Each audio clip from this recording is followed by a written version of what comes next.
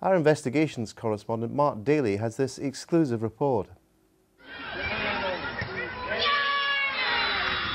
This is James Keane, multi-millionaire property developer, scoring in a charity match full of football stars, which included his friend Ali McCoist. Mr Keane, who's a Labour donor, has courted controversy over some of his developments around East Kilbride. But a current planning application by a company related to him has caused a bitter row after a rival developer suggested South Lanarkshire Council was giving the Keane-related bid preferential treatment. This follows allegations about his relationship with this man, Councillor Jim Docherty, pictured here with East Kilbride's most famous son.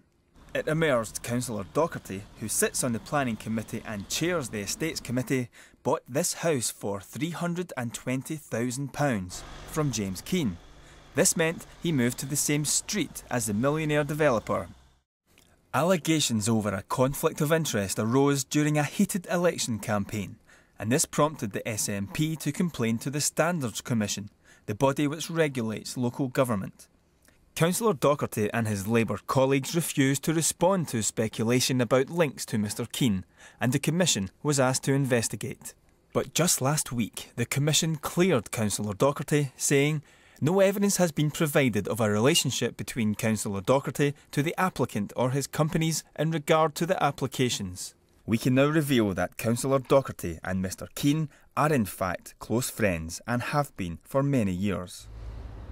It was here at St Vincent's Parish Church in East Kilbride that Councillor Docherty had his daughter baptised.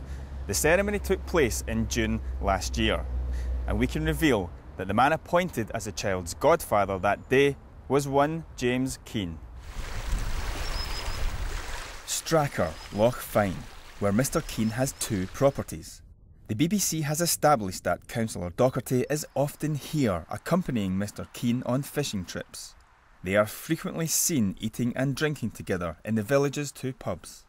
The Councillor's Code of Conduct states, "The key principle is the need for transparency in regard to any interest which might be objectively regarded by a member of the public as potentially affecting your responsibilities as a councillor." Mr Docherty has been involved in numerous successful planning applications submitted by Mr Keane, but has never declared an interest. Councillor Docherty has been a regular visitor to these beautiful shores of Loch Fyne, staying at one of the properties of his friend James Keane, or in the company of James Keane himself. But given Councillor Docherty's long-standing and influential position on two of the council's most important committees, the constituents of South Lanarkshire may feel entitled to ask one question. Did this relationship have any bearing whatsoever on the decisions involving James Keane which were taken at those committees? The least that we could expect is that all these planning applications and the estate committee reports to be looked at again where Mr Keane and Mr Docherty have been involved. And if these allegations are proved to be true, then the SNP group will be calling for Mr Docherty to resign from the council, because I think his position is untenable now. One of the transactions the SNP may want examined is the purchase by Mr Keane of this piece of land, shaded green, in July 2001. It's 67 hectares of greenbelt land on the outskirts of East Kilbride. He paid just over £750,000 for it.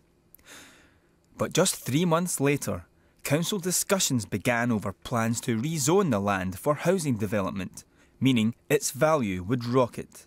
And in 2007, Mr Keane sold it on to a developer, Cala Homes, for £13.5 million. Not a bad bit of business by anybody's standards. Mr Keane has projects and properties all over East Kilbride, and recently won approval to turn this former retail outlet into a restaurant, despite objections and it being against the local plan. Councillor Docherty spoke up for and voted for the application. Councillor Docherty did not respond to BBC evidence of his relationship with Mr Keane and simply referred us to the previous Standards Commission report. Mr Keane denied he had ever been given preferential treatment and pointed to a consultant's report commissioned by him which clears him of any wrongdoing. South Lanarkshire Council said it was up to the individual councillor to declare any interests, and that it was the Standards Commission who would investigate breaches of the rules. The BBC is passing its investigation to the Standards Commission. Well, Mark Daly joins me now. Mark, how close is this chap, James Keane, to the Labour Party? Well, South Lanarkshire is a traditional Labour stronghold, and the council is still controlled by the Labour Party, albeit a minority administration. But it's because of Mr Keane's clear links to the party that opposition politicians are so exercised about this situation. Now, he is a registered Labour donor.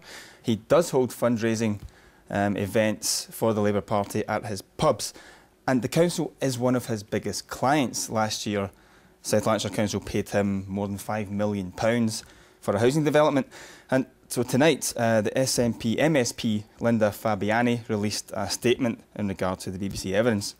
What we need to see now, she says, is full transparency and openness from South Lanarkshire Council, Councillor Docherty and the Labour Party. The people of East Kilbride deserve better than this. And briefly, Mark, what happens now? Well, I'm told that Mr Docherty is now no longer privately denying this relationship with Mr Keane, but insists that it's never influenced his position on any of these committees. But what it might come down to here is the perception just of exactly what this looks like, the fact that he's never declared this relationship, despite the fact maybe a dozen of these applications has come before his committees. All right, Mark, thanks very much indeed. Now, look at tomorrow's front pages, starting with The Guardian tonight. Coalition plans voting reform ballot in May, it says. That'll be in the same day as the Scottish elections, I think. And the